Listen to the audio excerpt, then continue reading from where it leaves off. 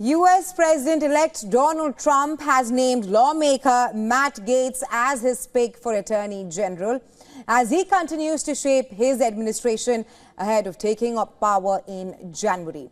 Trump also nominated Tuli Gabar as his intelligence chief and confirmed Marco Rubio's nomination as Secretary of State.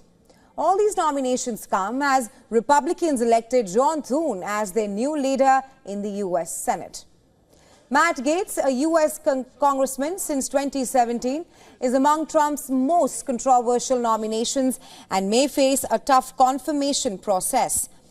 In naming Gaetz, Trump bypassed more experienced options in favor of a loyalist who has built a national reputation as a disruptor. Gaetz joins the long list of Floridans in Trump's new administration.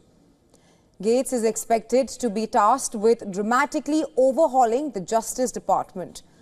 As Attorney General, Gaetz would drive all aspects of the work of the Justice Department, which for years carried out an investigation into sex trafficking and obstruction of justice allegations involving him. Gaetz, who denies all wrongdoing, was told last year that he would not be charged. However, he still remains the subject of a House ethics investigation. Tuli Gabar, a former Democrat turned Trump supporter, has been named the Director of National Intelligence. Gabar, who was deployed as a soldier to Iraq, ran as a Democrat for the presidential nomination in 2020 and held liberal positions on issues such as climate change and marijuana regulations. This year, she switched her support to Trump and campaigned across the country with him. Gabar publicly doubted the intelligence community, which she is now named to head after it concluded that Syrian President Bashar al-Assad carried out a chemical attack that killed dozens.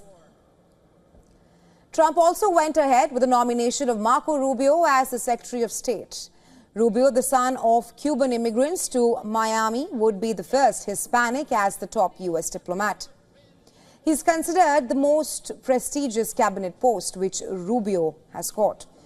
Rubio backed strong pressure on Russia after it invaded Ukraine, but has recently sided with Trump in calling the war a stalemate and backing a settlement.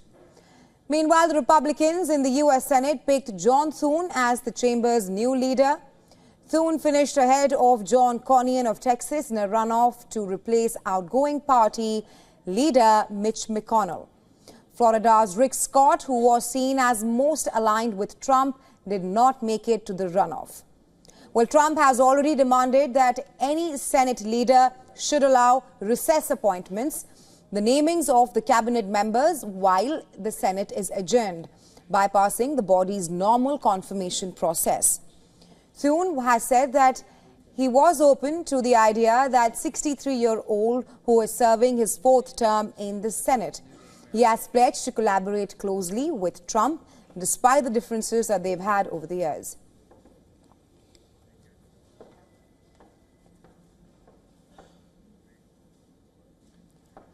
And well, for more on this, we were earlier joined by Garland Nixon from Maryland. He is a political analyst and a radio show host. Here's what he had to say. Certainly, Matt Gaetz has been a controversial figure in that he has gone against some of the mainstream consensus positions on things such as COVID, and particularly he was critical of the attacks on Donald Trump, where he was accused to be, a Russian agent, things of that nature. So the system will push back pretty hard against Matt Gaetz. I think it just depends on how bad Donald Trump wants him. He has so much political capital right now. If he chooses to spend some of that political capital on Matt Gaetz, he can push Matt Gaetz through. I do believe that he will do that, particularly because I believe he's probably going to want Matt Gaetz to look into some of the actions that was the legal and political actions that were taken against him that he feels are unfair. And so I think he's going to put all the horsepower he has behind Matt Gaetz. And I don't see how the Senate can stop him at this point. He got votes from people who don't even vote for Republicans. So I don't see how they could stop this.